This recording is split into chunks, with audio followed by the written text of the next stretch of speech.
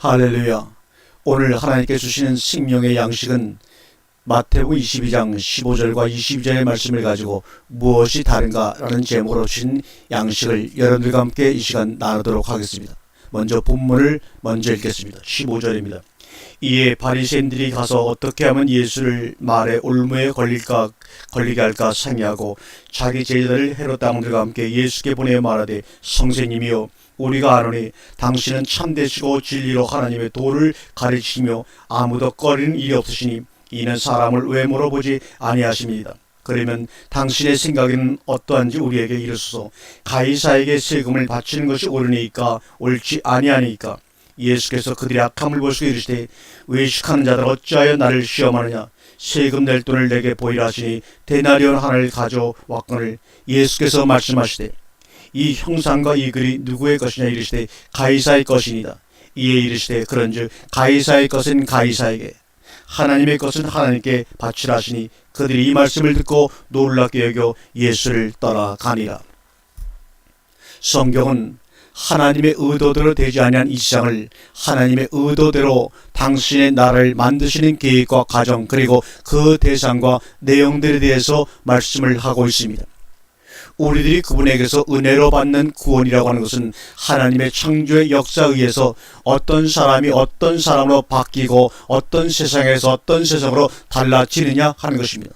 성경은 누누이 우리가 현재 이런 사람인데 이러한 사람으로 바뀌어야 하고, 세상이 이러한 세상인데 이러한 세상으로 변화가 되어야 한다는 것을 강조하고 있습니다.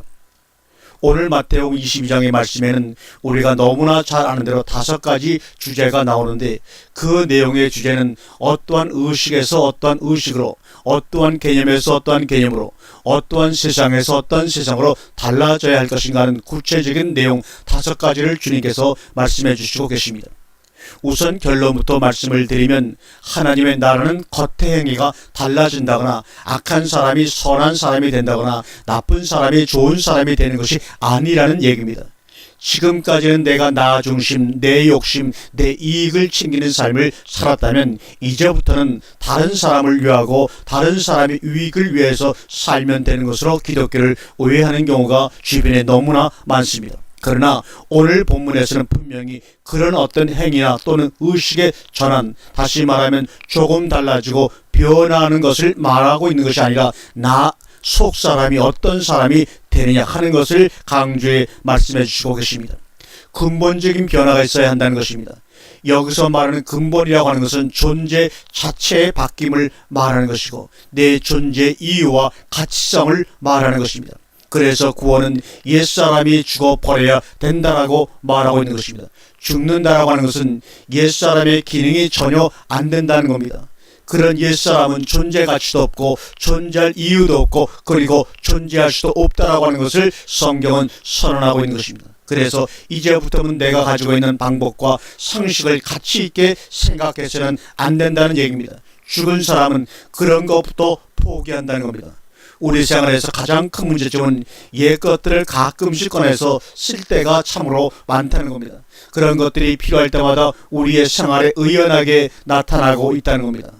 의식만 새 사람이고 생활은 여전히 옛사람의 생활을 하고 있다는 겁니다. 그래서 바울이 로마서 7장에서 그렇게 한탄하고 탄식하는 것은, 의식은 분명히 하나님의 법을 존중하고 하나님의 법을 지켜야 된다라고 하는 의식을 가지고 있음에도 불구하고 실제적으로 내가 행위로 나타났을 때는 하나님의 법이 삶 속에 나타나지 않고 옛사람의 행위, 즉 제 행위가 그대로 나타난다는 것입니다. 우리의 신앙생활은 어떻습니까? 오늘 본문의 첫 번째 사건은 예복 사건입니다.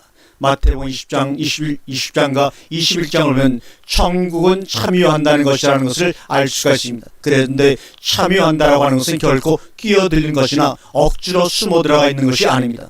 오늘 예복 사건에서 중요한 것은 자격이 있다라고 생각하는 초청을 받은 사람들이 나오고 그들이 초청에 응하지 아니하자 사거리에 나가서 선한 사람, 악한 사람, 개똥이, 새똥이 다 불러다가 혼인잔치 자리에 앉혔습니다. 물론 우리가 여기서 초청을 받은 사람들은 선택된 유대인들입니다. 그들은 그 초청에 응하지 않아서 합당치 못해서 탈락이 된 것을 우리는 이미 잘 알고 있습니다. 그런데 참으로 중요한 것은 사거리 길에 나가서 불러온 사람들은 이방인들을 말합니다.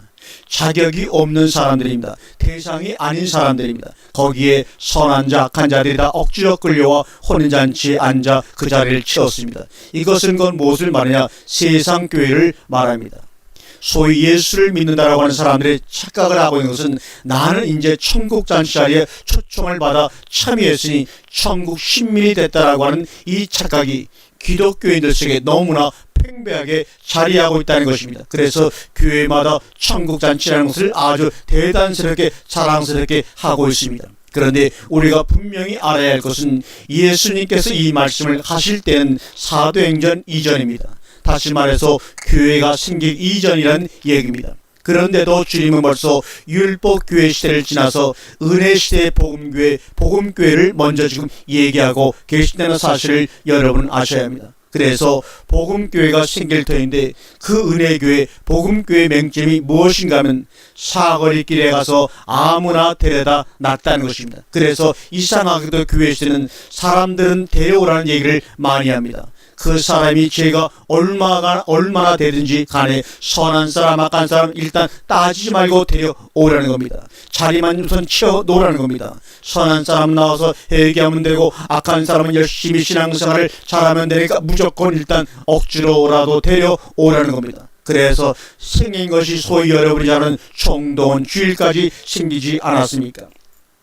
그래서 정식으로 초청을 받은 자라 그 초청에 응하지 않기 때문에 억지로 데려온 사람들이나 이건 다 청함을 받은 사람들입니다. 여기서 주님은 예복 얘기를 하고 계신 것입니다.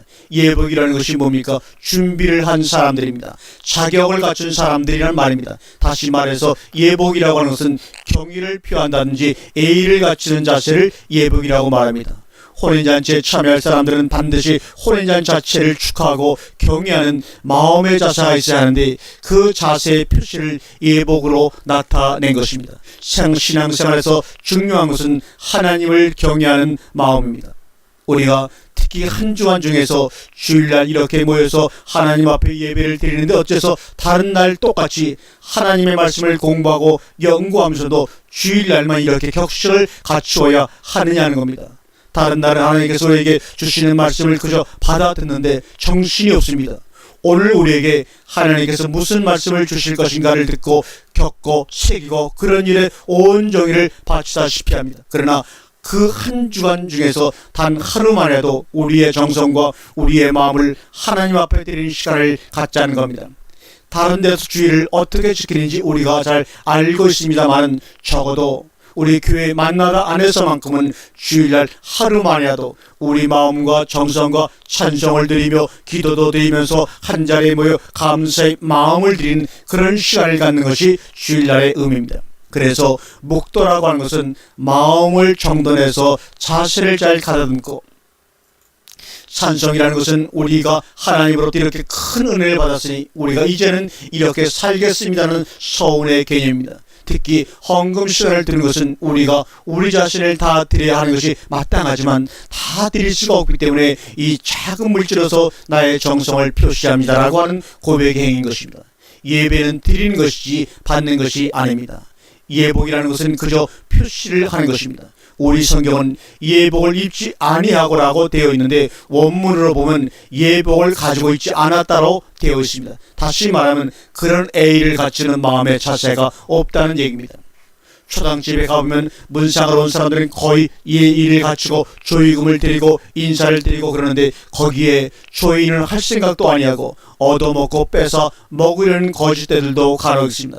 지금이야 그렇지 않지만 옛날에는 그 거짓대들이 굉장히 극성을 부렸습니다. 그래서 음식을 안 주면 행패를 부리고 싸우고 그럽니다. 그놈들은 예의가 없습니다. 여러분 왜 교회를 오셨습니까?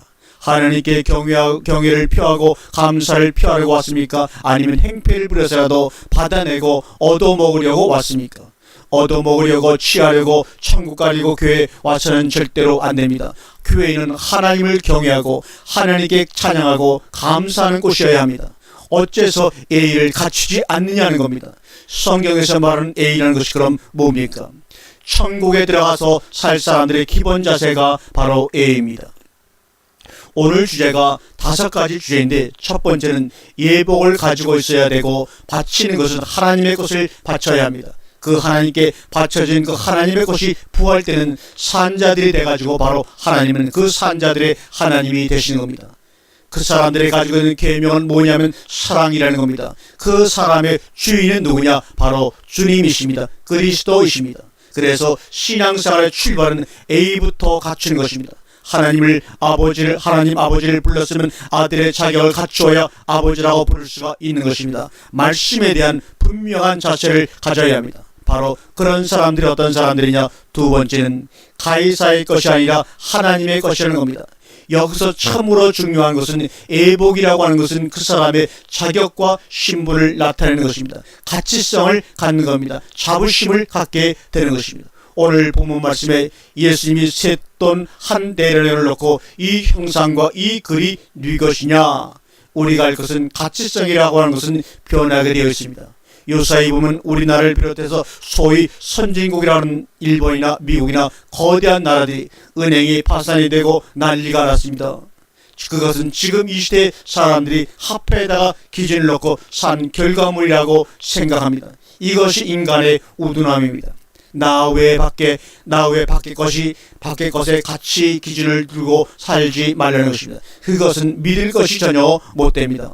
언제 어떻게 될지 아무도 모릅니다. 세상이 나를 어떻게 인정해주고 가치평가를 해주느냐가 중요한 것이 아니라 하나님이 나를 어떻게 평가를 해주고 가치를 두느냐 하는 것에 우리는 모든 주안점을 두어야 합니다. 이 세상이 변할 수 있는 길은 하나님 앞에 가치를 물을 때만이 가능합니다. 여러분, 우리 자신을 어떻게 평가를 해야 할 것입니까? 많이 가지고 있는 사람이면 가치가 있는 사람이냐? 자기 말고 밖에 가지고 있는 것은 평가에 의해서 높아지기도 하고 떨어지기도 합니다. 그런데 그것이 있을 때는 그래도 인정을 받지만 없을 때는 사람까지도 가치가 없어진다는 얘기입니다. 이거 얼마나 비참한 얘기입니까? 이러지 말자는 얘기입니다. 그것은 있다가도 없고 없다가도 있는 것이니까 그것을 기준한다면 우리 인간은 너무나 비참하다는 얘기입니다. 그러지 말고 나 스스로가 얼마나 가치성 있는 존재냐 하는 겁니다. 그것이 바로 오늘 주님께서 여기서 말씀하시는 이 형상과 이 글이 네 것이냐 묻는 것입니다. 나 스스로 나 자신에 대해서 하나님 앞에서 나를 평가할 때는 하나님의 형상과 글이 내 속에 얼마나 있느냐는 것이 바로 가치의 기준이 되어야 한다는 것입니다. 지금 바로 주님은 이 말씀을 하고 계신 겁니다. 이 형상과 이 글이 네 것이냐? 앞으로 세상은 너 얼마나 부자야? 너 얼마나 많이 배웠어? 너 어느 집에 살아? 그것이 중요한 것이 아니라 자기 자신에 대한 가치성이 없는 존재는 살아갈 수 없는 시대가 반드시 얼마 뒤에 올 것입니다. 여러분, 실업자가 얼마나 많습니까? 대학 졸업 젊은 중에 4명 중에 1명이 실업자라고 합니다. 우리나라 인구가 5천만인데 그 중에서 일할 수 없는 자들 이리저리 다 빼고 나면 실질적으로 이 나라에서 일을 해가지고 이 나라를 이끌고 나가는 사람들은 1,000만 명 정도밖에는 안 된다는 얘기입니다. 그런데 그 1,000만 명 중에서 10분의 1이 잘린다는 겁니다. 그러니까 낮에 돌아다니는 사람들은 전부가 다 실업자라고 보아도 틀린 말은 아닙니다. 앞으로는 정말로 일하는 사람, 봉급받는 사람들은 낮에 돌아다닐 틈이 없을 정도로 많이 바쁜 세상이 되어버리고 말 것입니다. 그렇게 일을 해야 목이 붙어있기 때문입니다. 사랑하는 성도 여러분, 우리가 하나님께 감사할 것이 많지만 가치 없는 나를 가치 있는 나로 만들어 주셨다는 겁니다. 나 자신부터 하나님께 내어놓을 것이 없는 존재입니다. 학벌도 저는 없습니다. 돈도 없습니다. 집도 없습니다. 명예도 없습니다. 아무것도 내놓을 것이 없는 자가 바로 이 방송을 통해 말씀을 전하는 이 최 목사입니다. 그러나 주님이 말씀하시죠. 가이사의 것은 밖의 평가입니다. 그러나 하나님의 것은 안의 평가입니다. 가이사의 것은 다른 사람이 평가를 해줘야 평가가 됩니다. 그런데 하나님의 것은 다른 사람들이 평가를 안 해줘도 내 스스로가 나의 가치성을 압니다. 여러분, 천국은 환경이나 조건이나 물질에 의해서 평가되는 것이 아닙니다. 다만 계시록에서 함금기린이 진주물이 12보석이라는 것은 실질적으로 황금이나 진주로 깔렸다는 것이 아니라 가치성이 있는 것으로 꾸며지고 고송된 꽃이라는 것을 말하기 위해서 비유로 한 것뿐입니다. 여러분, 하나님의 소리를 어떻게 보시고 어떻게 평가하시냐 하는 것으로 우리는 살아가야 합니다. 그래서 마태복음 6장에서는 은밀히 보시는 아버지께서 갚으신다고 말씀하신 것입니다.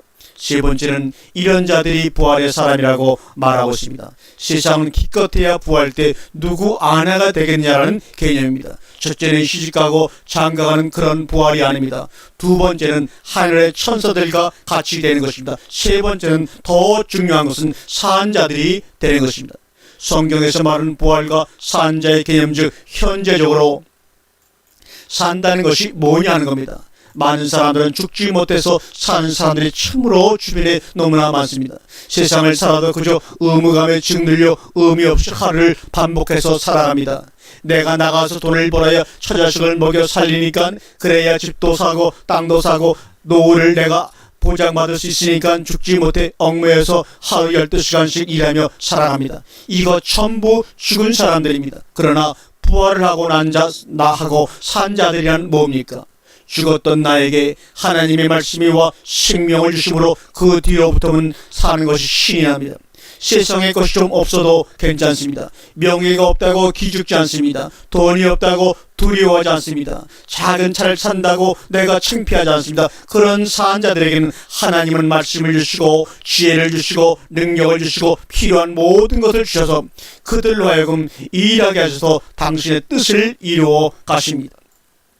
네 번째, 그런 사람들 속에 하나의 좌우명이 생깁니다. 그것은 강령입니다. 강령이라는 말이 헬라어로 크레멘타이라고 하는데, 양쪽에 주렁주렁 매달아 놓고 한쪽에는 하나님을 사랑하라, 한쪽에는 이웃을 사랑하라라고 해서 걸치고 다니는 것이 크레멘타입니다. 이것을 바로 헬라어로 강령이라고 합니다. 우리나라 말로는 좌우명입니다.